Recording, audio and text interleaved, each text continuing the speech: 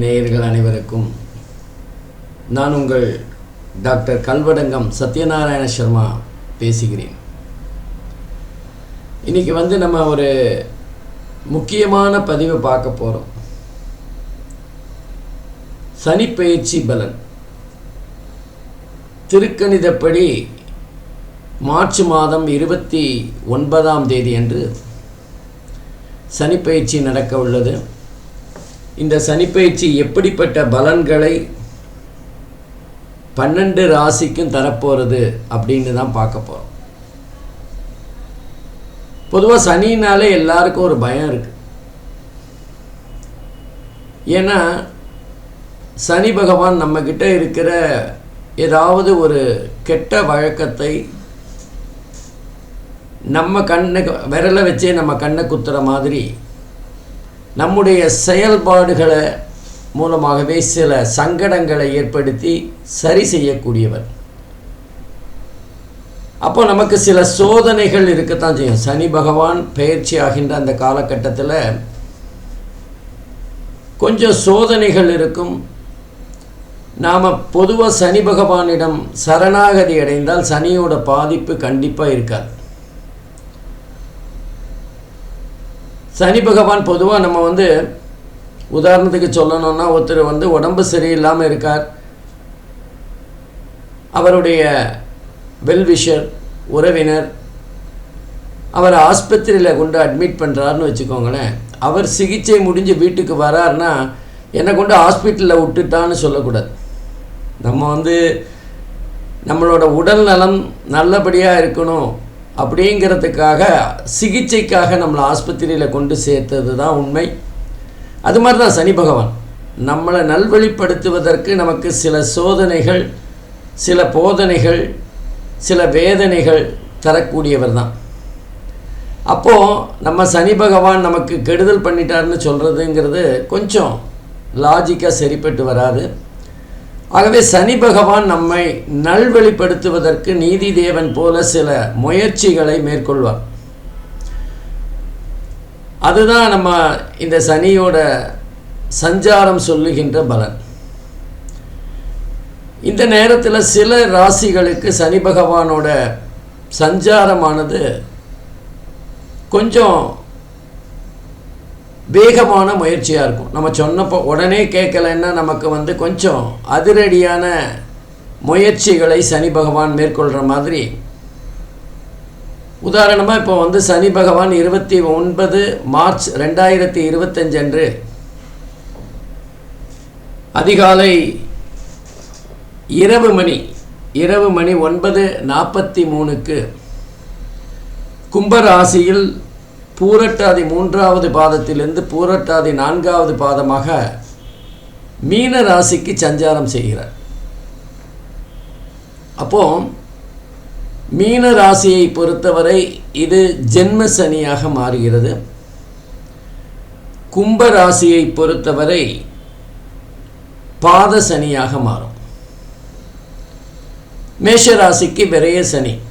இது மூன்றும் 7.5 சனி பிடியில் இருக்கின்ற 3 ராசிகள். 3க்கு 7.5ன்னு சொல்லலாம். இதை தவிர தனுசு ராசிக்கு அர்த்தாஷ்டம சனியாக, அதாவது அஷ்டம சனியில் பாதி.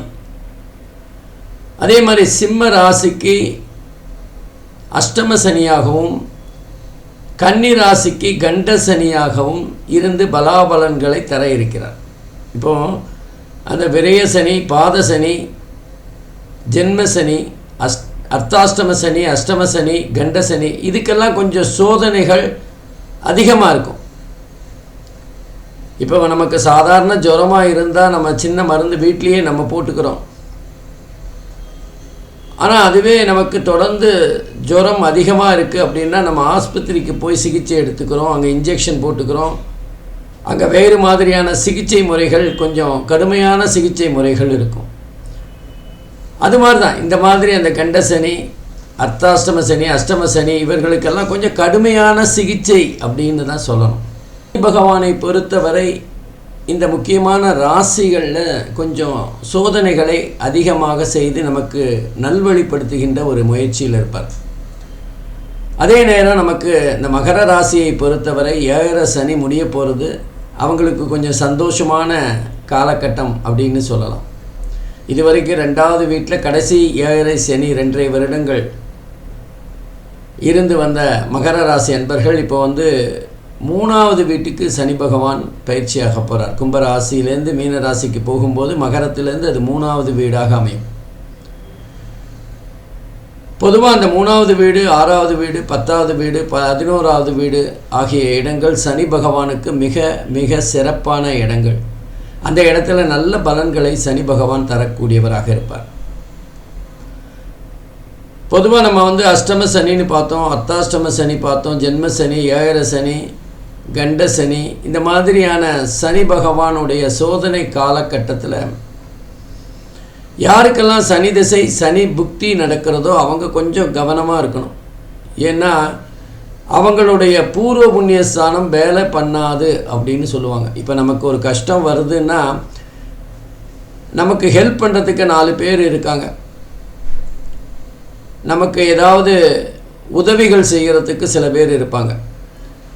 ஆனால் இப்போ நம்ம பஸ்ஸில் போகும்போதோ அல்லது வெளியில் எங்கேயாவது போகும்போது நமக்கு ஏதாவது உடல் சார்ந்த பிரச்சனைகள் வருதுன்னா நமக்கு உதவி செய்யறதுக்கு கூட ஆள் இல்லை. தெரியாதவங்க சில பேர் செய்யலாம், ஆனால் நமக்கு தெரிஞ்சவங்க செய்கிற மாதிரி நம்பி நம்ம போகக்கூடிய வாய்ப்புகள் இல்லை. அது மாதிரி தான் யாருக்கெல்லாம் இந்த சனி பகவானுடைய சோதனை கட்டத்தில் இருக்காங்களோ, அந்த ராசியில் இருக்கிறாங்களோ, அவங்களுக்கு சனி திசையோ சனி புக்தியோ வந்தால் அவங்களுடைய பூர்வ புண்ணியஸ்தானம் வேலை பண்ணாது. அவங்க போன ஜென்மத்தில் பண்ண நன்மைகள் கை கொடுக்காது. அவங்கள தூக்கி விடுறதுக்கான வாய்ப்புகள் குறைவு. அவங்க சோதனைகளை கொஞ்சம் கடுமையாக சந்திக்க வேண்டியிருக்கும்.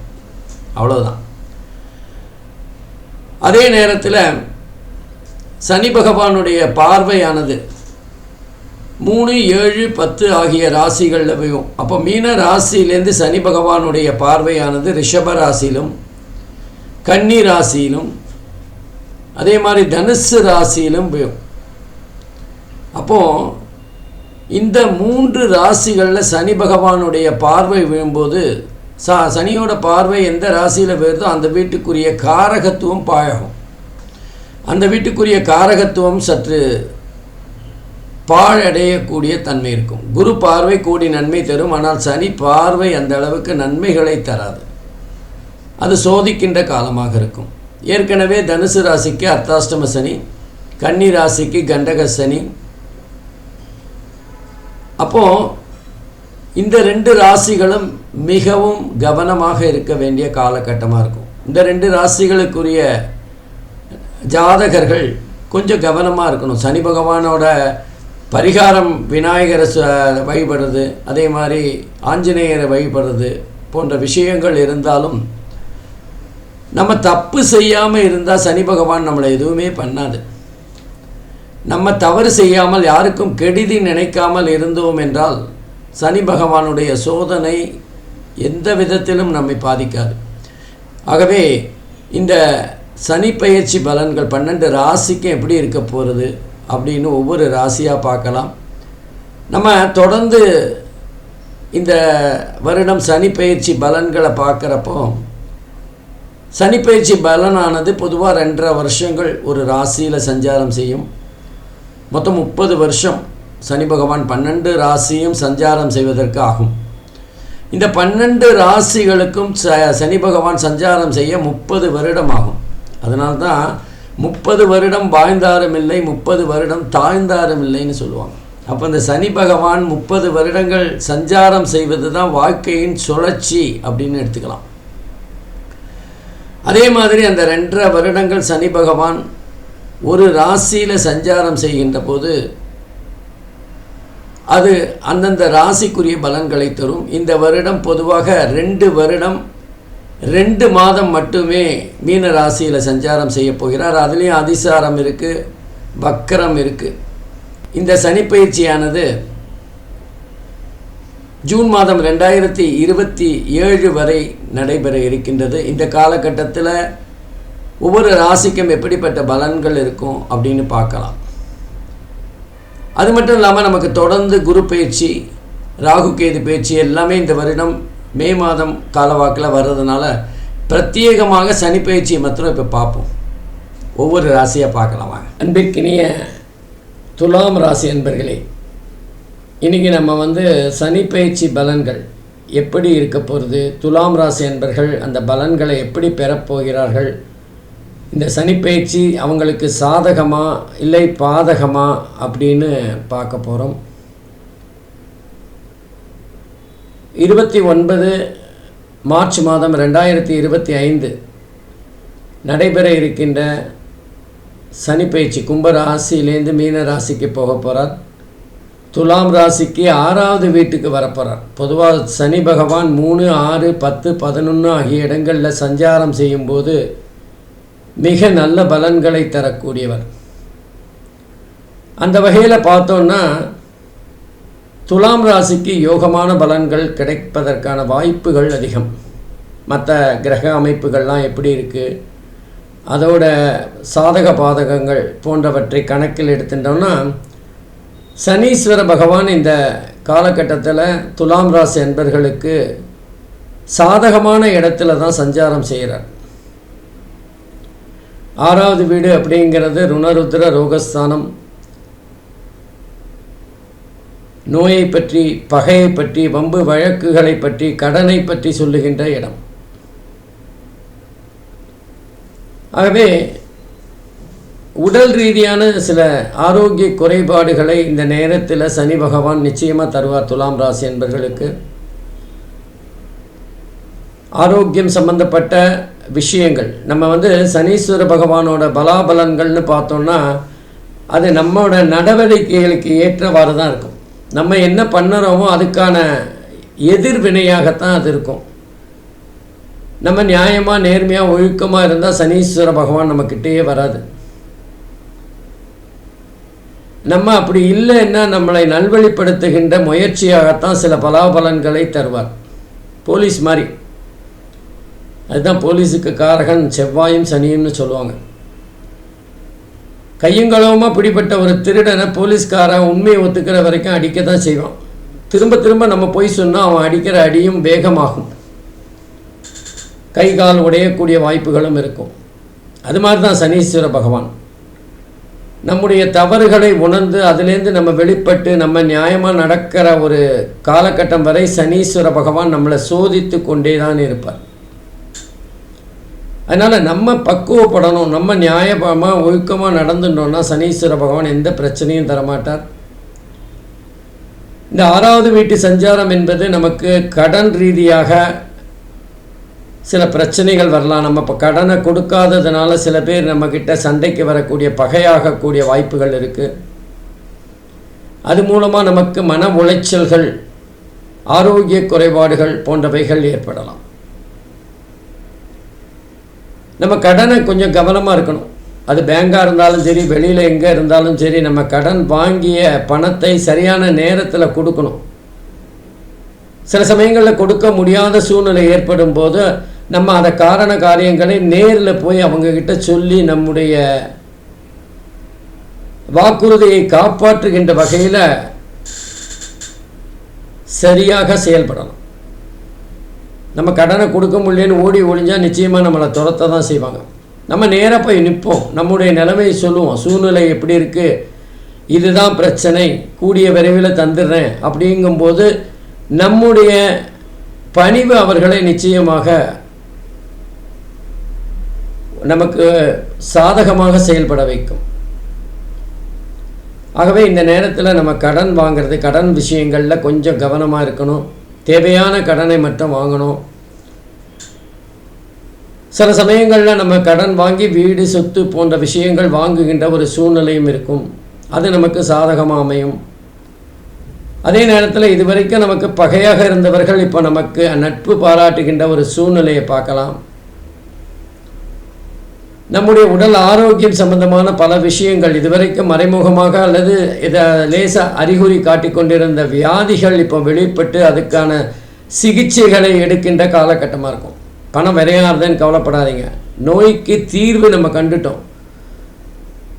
நோயை முதல்ல கண்டுபிடிச்சிட்டோம், நோயோட தாக்கத்தை புரிந்து கொண்டு நம்ம அதற்கான சிகிச்சைகளை செய்கிறோம் அப்படிங்கிற அந்த ஒரு எண்ணமே நமக்கு மிகப்பெரிய பலமாக மாறும். இந்த நேரத்தில் நம்மளோட மேல் வயிறு, அடி வயிறு, மார்பகம், இருதயம், நுரையீரல் சம்பந்தமான ஏதாவது பிரச்சனைகள் வரக்கூடிய காலகட்டமாக இருக்கும். அதுக்காக நம்ம சில முயற்சிகளை பண்ணணும். அதுக்கான அது வராமல் இருக்கிறதுக்கான நம்முடைய முயற்சியாக உடற்பயிற்சி மற்றும் அது போன்ற பாதிப்புகள் வராத வண்ணம் நம்முடைய செயல்முறைகளை மாற்றி அமைச்சுக்கணும். நம்மக்கிட்ட ஏதான கெட்ட வழக்கங்கள் இருந்தால் அதெல்லாம் விட்டுடணும். நம்ம செய்கிற தப்பு தான் நம்மளை கர்ம வினைகளாக நமக்கு வந்து சேரும். அப்புறம் சனீஸ்வர பகவான் 7 நாட்டு சனி சரியில்லை, 6ல் சனி சரியில்லை அப்படின்னு சொல்கிறதுல எந்த பயனும் அல்ல.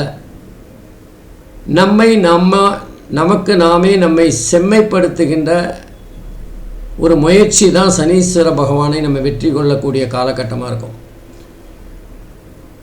ஆகவே இந்த இடத்துல சனீஸ்வர பகவானுடைய பார்வையானது 8, 12, 3 ஆகிய இடங்களில் போயிடுது. அசுபஸ்தானங்களில், மறைவு ஸ்தானங்களில் சனீஸ்வர பகவானோட பார்வை உயர்ந்து ஓரளவுக்கு பாதகத்திலும் சாதகம்னு சொல்லலாம். குறைவான பாதகத்தை தரும். கெட்டவர் கெட்டிலில் கிட்டிடும் ராஜயோகங்கிற மாதிரி சனி பகவானுடைய 8வது வீட்டு பார்வையானது நமக்கு ஏற்படுகின்ற மனக்குறைகள், தீராத கடன், தீராத நோய், தீராத பகை போன்ற விஷயங்களில் சின்ன சின்ன மாற்றங்களை ஏற்படுத்தும். அதே மாதிரி 12வது வீடு பணம் செலவழிக்கின்ற நம்முடைய உடல் ரீதியான ஆரோக்கியத்துக்காக, சிகிச்சைக்காக நம்ம செலவழிக்கின்ற பணம் நமக்கு ஒரு சுபமாக முடியும். நம்ம நோயிலேருந்து வெற்றி பெறுவோம், நோயிலேருந்து வெளியில் வருவோம், நோயோட தாக்கத்திலேருந்து நம்ம வெளிவருகின்ற காலகட்டமாக இருக்கும். அதுக்காக நம்ம பணம் விரயமானாலும் கவலைப்பட வேண்டிய அவசியம் இல்லை. 3வது வீடு என்பது முயற்சி ஸ்தானம். இந்த நேரத்தில் நம்ம அசட்டு தைரியத்தில் ஏதாவது முயற்சிகள் பண்ணாமல் இருக்கணும். தேவையான முயற்சிகள் சரியான நேரத்தில் சரியான முறைப்படி செய்யணும். சனீஸ்வர பகவானோட ஆதிபத்தியம் அப்படின்னு பார்த்தீங்கன்னா 4 மற்றும் 5வது வீட்டுக்கு ஆதிபத்தியம். 4 அப்படிங்கிறது நிலம், வீடு, சொத்து, தாயார் பற்றிய இடங்கள். 5வது வீடு அப்படிங்கிறது காதலை பற்றி சொல்லுகின்ற இடம், மனசு சம்பந்தப்பட்ட விஷயம், பூர்வீகம் சம்பந்தப்பட்ட விஷயம். ஆகவே பூர்வீகம் சம்பந்தமாக சில சங்கடங்கள் வந்து அதற்கு ஒரு விமோசனம் கிடைக்கும். பூர்வீக சொத்து சம்பந்தமாக வழக்குகள் நீதிமன்றத்தில் இருந்தால் அது ஒரு முடிவுக்கு வருகின்ற காலகட்டமாக இருக்கும். இது மாதிரி பூர்வீக சொத்து, பூர்வீகம் சம்பந்தப்பட்ட விஷயங்களில் பணம் செலவாகக்கூடிய காலகட்டமாக இருக்கும். வீடு, சொத்து போன்ற விஷயங்கள் உங்களுக்கு சாதகமாக உங்களை வந்தடையக்கூடிய காலகட்டமாக இருக்கும். உங்களுடைய புத்திசாலித்தனம் பல இடங்களிலும் பேசப்படுகின்ற வகையில் இருக்கும். வேலை செய்கிற இடத்துல நல்ல மதிப்பு மரியாதை இருக்கும். திருமணத்திற்காக காத்திட்டு இருக்கிறவர்களுக்கு திருமணம் கைகூடி வருகின்ற காலகட்டமாக இருக்கும். அது மட்டும் இல்லை, புத்திர பாக்கியத்துக்காக காத்து கொண்டிருக்கின்றவர்களுக்கு இந்த நேரத்தில் உங்களுடைய எண்ணப்படி புத்திர பாக்கியம் ஏற்படுகின்ற ஒரு காலகட்டமாக இருக்கும். மொத்தத்தில் மிக சிறப்பான ஒரு காலகட்டம் துலாம் ராசி என்பர்களுக்கு.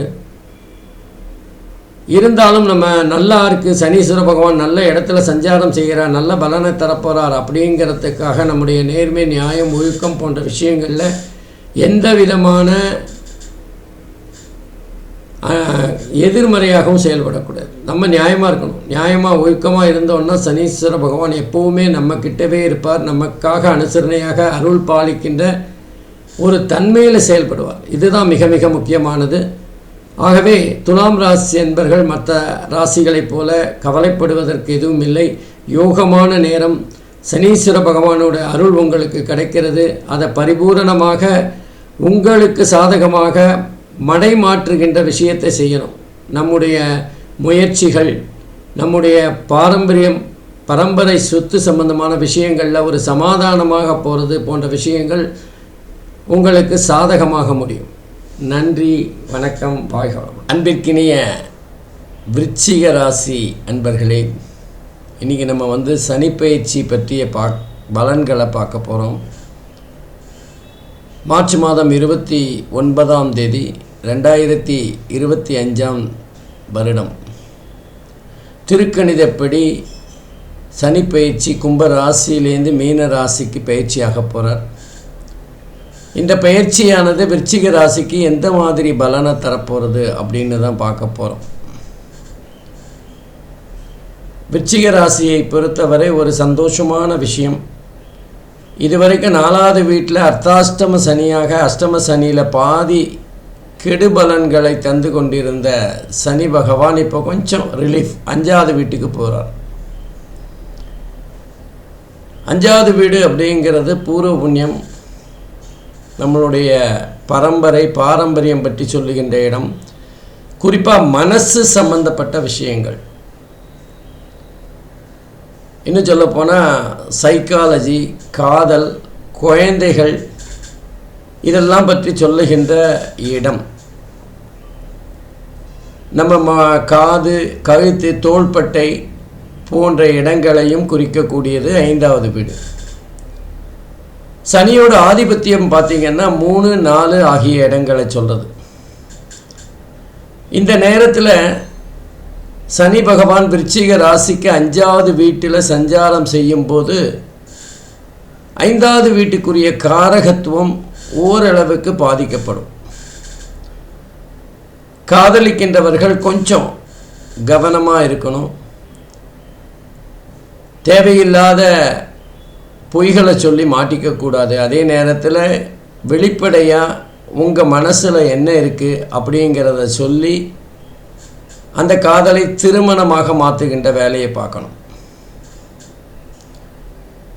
நம்ம காதலிக்கிறவங்களை கவரணும் அப்படிங்கிறதுக்காக நடித்தோ அல்லது எதையாவது மறைச்சோ செயல்பட்டிங்கன்னா அது நிச்சயமாக பாதிப்பை தருகின்ற அமைப்பாக தான் இருக்கும். ஏன்னா சனி பகவானை பொறுத்தவரை நேர்மை, நியாயம், ஒழுக்கம் இதெல்லாம் மிக மிக முக்கியமானது. அதே மாதிரி சனி பகவானை பொறுத்தவரை சுத்தம் இருக்கணும். இப்போ நம்ம வீட்டுக்கு லக்ஷ்மி வரணும்னு சொல்லுவோம். ஆனால் சனி பகவானை பொறுத்தவரை நம்ம கூட சனி பகவான் இருக்கிறது அப்படிங்கிறது நம்ம யாருடைய எண்ணமுமாக இருக்காது. உதாரணமாக ஒரு இடம் சுத்தமாக இல்லாமல் அசுத்தங்கள் நிறைந்த இடமாக இருந்தால் அது சனி வாழ்கின்ற இடம் அப்படின்னு சொல்லுவாங்க. அப்போது நம்ம சனீஸ்வர பகவானை கூட வச்சுக்காமல் இருக்கணும்னா கொஞ்சம் நம்ம வீட்டை சுத்தமாக வச்சுக்கணும், நம்ம உடம்பை சுத்தமாக வச்சுக்கணும், மனசை சுத்தமாக வச்சுக்கணும். இது 3 தான் மிக மிக முக்கியமான ஒரு விஷயம். பொதுவாக 5வது வீடு அப்படிங்கிறது சனீஸ்வர பகவானுக்கு மிகப்பெரிய அளவில் நன்மைகளை தருகின்ற இடம் இல்லைன்னாலும் பரவாயில்ல. போன அர்த்தாஷ்டம சனியோடு இது கொஞ்சம் பெட்டர் தானே, அதனால் கவலை விடலாம். குழந்தைகள் விஷயத்தில் கொஞ்சம் ஏதாவது சின்ன சின்ன பிரச்சனைகள், அவங்களோட குறும்புகள் அல்லது அவங்களோட படிப்பு சம்பந்தமான விஷயங்களில் ஏதாவது ஒரு கவலை, இதெல்லாம் வரக்கூடிய இடமாக இருக்கும். ஏன்னா 5வது வீடு அப்படிங்கிறது ஒரு ஜாதகருடைய புத்திசாலித்தனத்தை பற்றியும் சொல்லும், அறிவு கூர்மையை பற்றி சொல்லும்.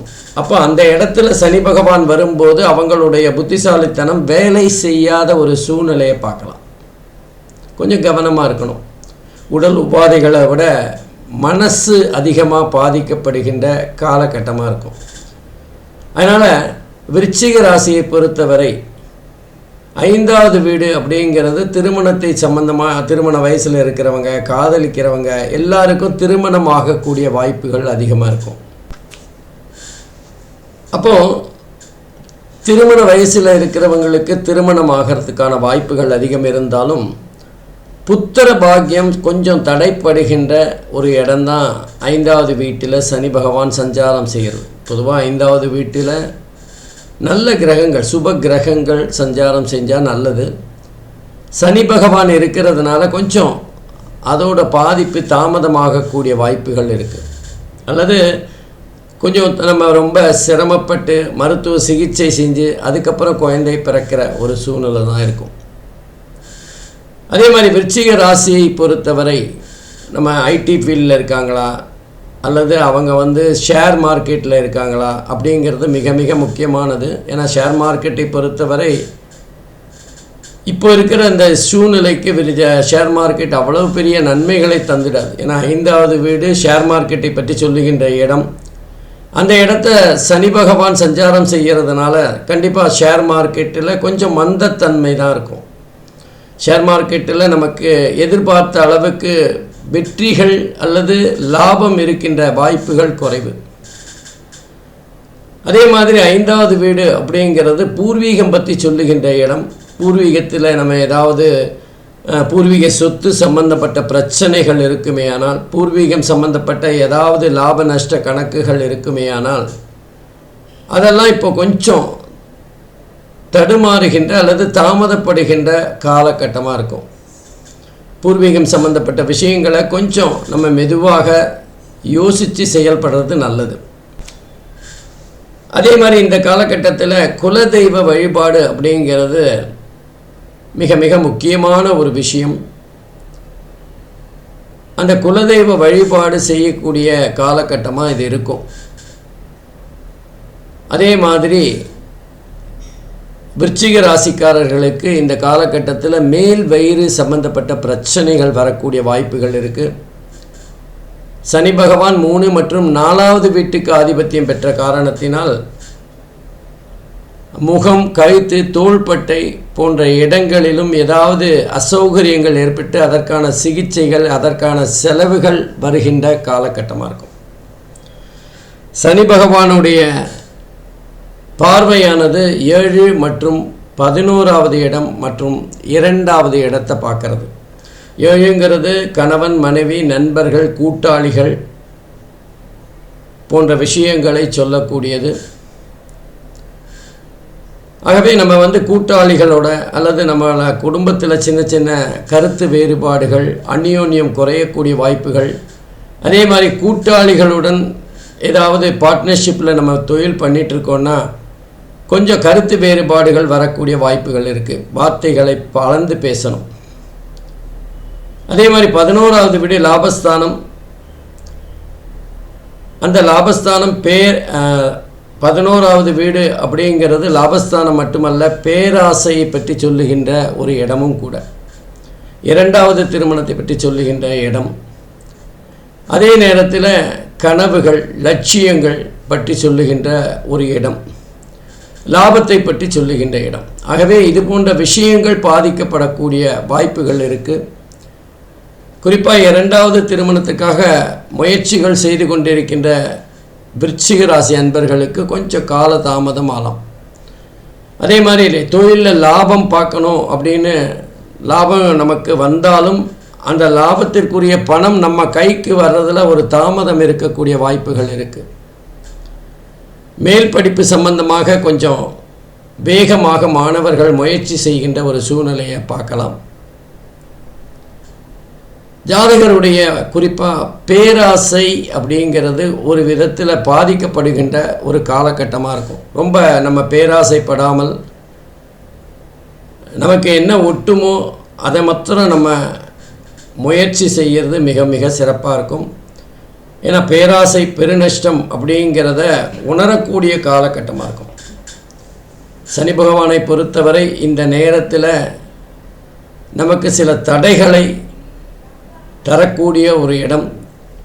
காதலிக்கின்றவர்களுக்கு திருமணம் கைகூடி வந்தாலும் அல்லது காதலில் சில பேருக்கு பிரேக்கப் வருவதற்கான வாய்ப்புகள் அல்லது தடைகள் வருவதற்கான வாய்ப்புகள், காதலர்களுக்குள்ள கருத்து வேறுபாடு வருகின்ற காலகட்டமாக இருக்கும். மொத்தத்தில் 5வது வீடு மிகப்பெரிய அளவில் பாதிப்பை தராது அப்படின்னாலும் அந்த 5வது வீட்டுக்குரிய காரகத்துவத்தை ஓரளவுக்கு பாதிக்கிற மாதிரி தான் இருக்கும். ஆகவே இந்த நேரத்தில் அவங்க சனீஸ்வர பகவானுக்கு பிரீத்தியாக ஏழைகளுக்கு, வயதானவர்களுக்கு ஏதாவது உணவளிக்கிறது, உங்களால் முடிஞ்ச உதவிகள் செய்கிறது போன்றவைகள் மிகச்சிறந்த பரிகாரமாக அமையும். நன்றி, வணக்கம். அன்பிற்கினிய தனுசு ராசி அன்பர்களே, இன்றைய தினம் சனிப்பெயர்ச்சி தனுசு ராசி அன்பர்களுக்கு எப்படிப்பட்ட பலன்களை தரப்போகிறது அப்படின்னு தான் பார்க்க போகிறோம். தனுசு ராசியை பொறுத்தவரை சனி பகவான் 4வது வீட்டில் சஞ்சாரம் செய்கிறார். இதைத்தான் அர்த்தாஷ்டம சனி அப்படின்னு சொல்லுவோம்.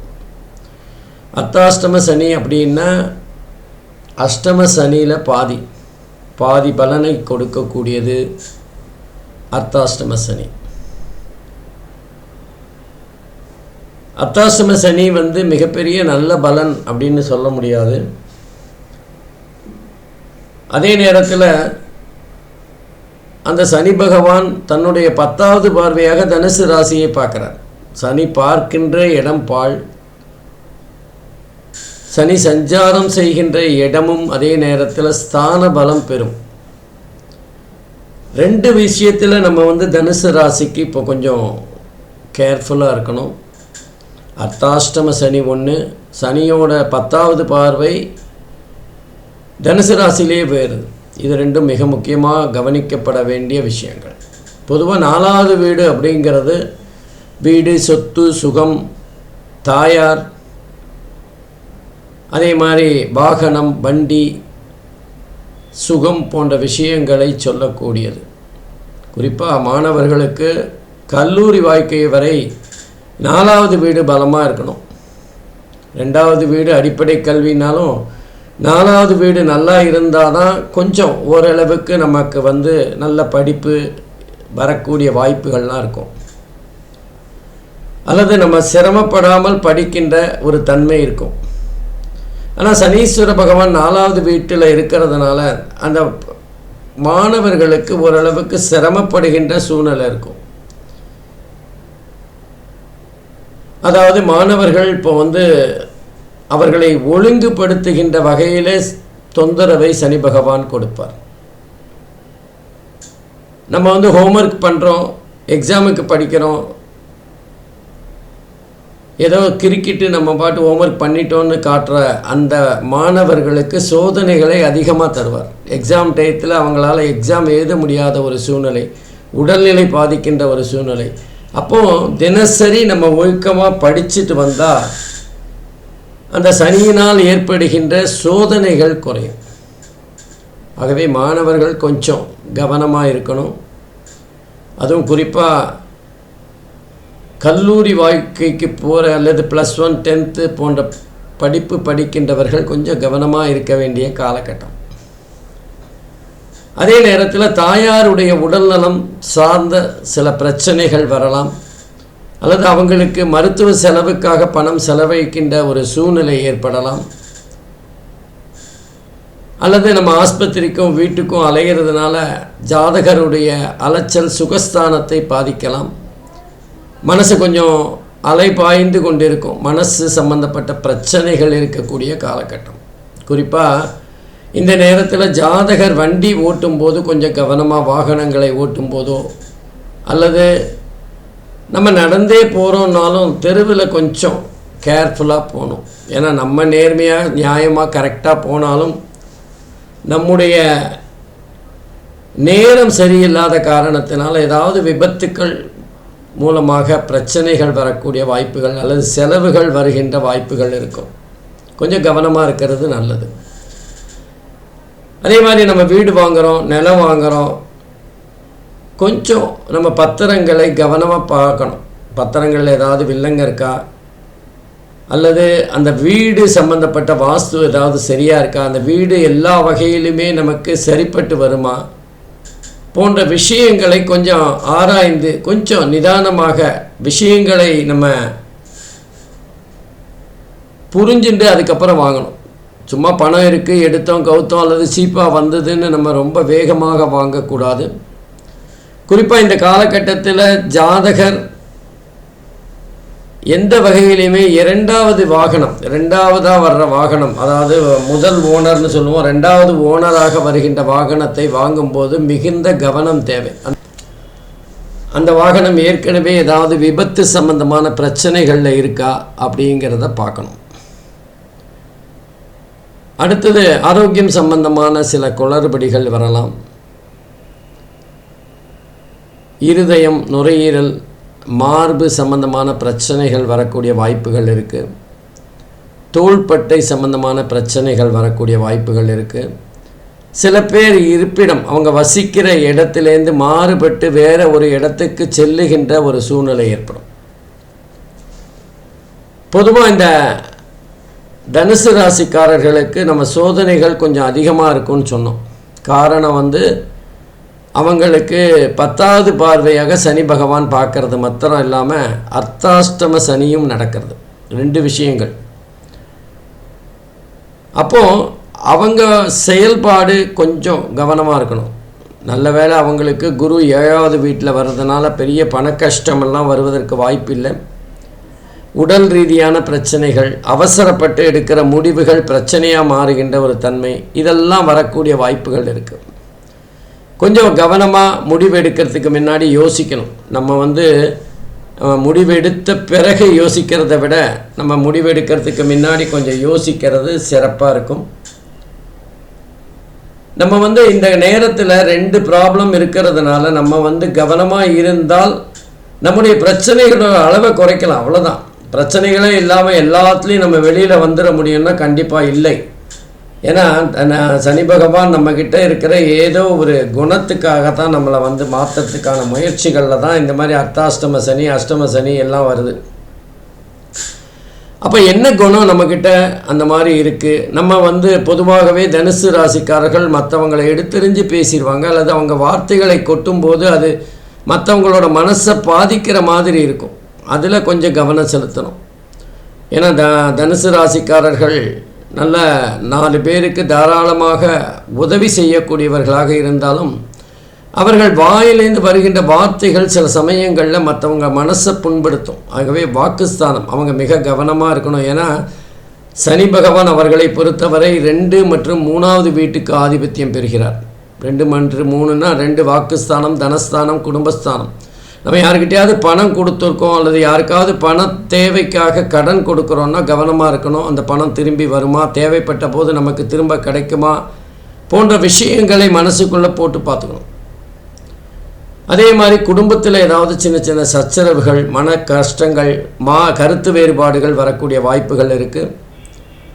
சனீஸ்வர பகவானுடைய பார்வையானது 1, 6, 10 ஆகிய இடங்களில் வருது. 1 அப்படிங்கிறது ஜென்ம சனி அப்படின்னு சொல்லலாம்.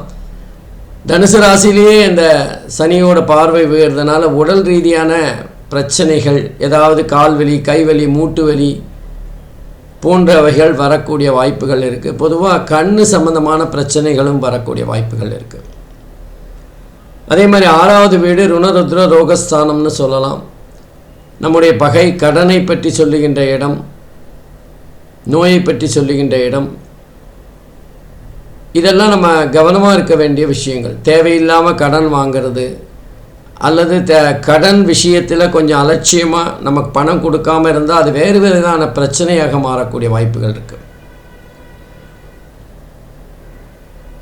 இந்த நோய், கடன் எல்லாமே பார்த்திங்கன்னா கடைசியில் பகையில் போய் முடியும். நம்முடைய மனசு சரியில்லாமல், நோய், உடல் ரீதியாக பிரச்சனைகள் இருக்கும்போது நம்ம மற்றவங்களை ஏதாவது எடுத்தெறிஞ்சு பேசுகிறது அல்லது கடன் வாங்கிட்டு இப்போ தர முடியாதுன்னு சொல்கிறது போன்ற விஷயங்கள் பகைகளை உருவாக்கலாம். அது வம்பு வழக்கு போன்ற ஒவ்வொன்றா ஒவ்வொரு செயின் மாதிரி, சங்கிலி தொடர் மாதிரி ஒன்றொன்றா வரக்கூடிய வாய்ப்புகள் இருக்குது. கொஞ்சம் கவனமாக இருக்க வேண்டிய காலகட்டம். நம்ம இந்த நேரத்தில் தனுசு ராசிக்காரர்கள் பொறுமையாக 4 வார்த்தை பேசினாலும் மற்றவங்களை மதிக்கணும் அப்படிங்கிற எண்ணத்தில் பேசணும். அதுதான் மிக மிக முக்கியமானது. தனுசு ராசிக்காரர்களை பொறுத்தவரை அந்த நேரத்துக்கு வார்த்தைகளை கொட்டிட்டு அதுக்கப்புறம் மனசில் வருத்தப்படுகின்ற ஒரு சூழ்நிலை இருக்கும். ஆனால் அதுக்கப்புறம் வருத்தப்பட்டு நீங்கள் தனியாக மன்னிப்பு கேட்டால் கூட அதில் எந்த பிரச்சனையும் இருக்காது. அது ஒரு பெரிய மாற்றத்தையும் தராது. குறிப்பாக நம்ம வார்த்தைகளை பேசுவதற்கு முன்னால் 1 தடவைக்கு 2 தடவை யோசிக்கணும். அதுதான் கண்டிப்பாக தனுசு ராசி பொறுத்தவரை இந்த அர்த்தாஷ்டம சனியில் செய்ய வேண்டிய மிக மிக முக்கியமான ஒரு விஷயம். அடுத்தது பார்த்திங்கன்னா சனீஸ்வரனோட பார்வை 10வது வீட்டில் விழுது. 10 அப்படிங்கிறது ஜீவனஸ்தானம். வேலை பார்க்குறவங்க அல்லது தொழில் வியாபாரம் செய்கிறவங்களுக்கு கொஞ்சம் மனசு ரீதியாக ஒரு அழுத்தம் இருக்கும்.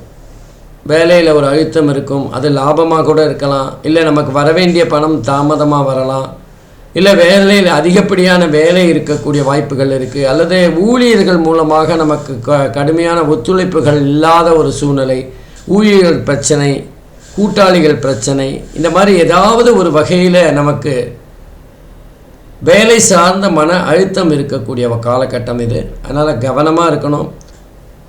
ஏற்கனவே சொன்ன மாதிரி அர்த்தாஷ்டம சனி மற்றும் சனியோட பார்வை இருக்கிறதுனால நம்முடைய செயல்பாடு, எண்ணம் போன்றவைகள் சுத்தமாக இருக்கணும், ஒழுக்கமாக இருக்கணும், நேர்மையாக இருக்கணும். மற்றவர்களை மதிக்கின்ற வகையில் இருந்ததுன்னா பெரிய பிரச்சனைகளை சந்திக்க வேண்டிய அவசியம் இருக்காது. அதே நேரத்தில் தசாபுக்தி அவர்களுடைய மற்ற கிரகங்களின் அமைப்புகள் இந்த பாதிப்புகளை வெகுவாக குறைத்து வரும். அதனால் கவலைப்பட வேண்டிய அவசியம் இல்லைனாலும் குரு 7வது வீட்டிலேருந்து நேர தனுசு லக்னத்தை பார்க்குறார். லக்னாதிபதியோட பார்வை இருக்கிறதுனால தனுசு ராசிக்காரர்கள் எப்போவுமே தைரியசாலிகள் அப்படின்னு சொல்லலாம். அதனால் கவலைப்பட வேண்டிய அவசியம் இல்லை. இருந்தாலும் கவனமாக இருக்கிறது, கஷ்டப்படாமல் தப்பிக்கலாம். அதுக்காக தான். நன்றி, வணக்கம், வாழ்க வளமுடன்.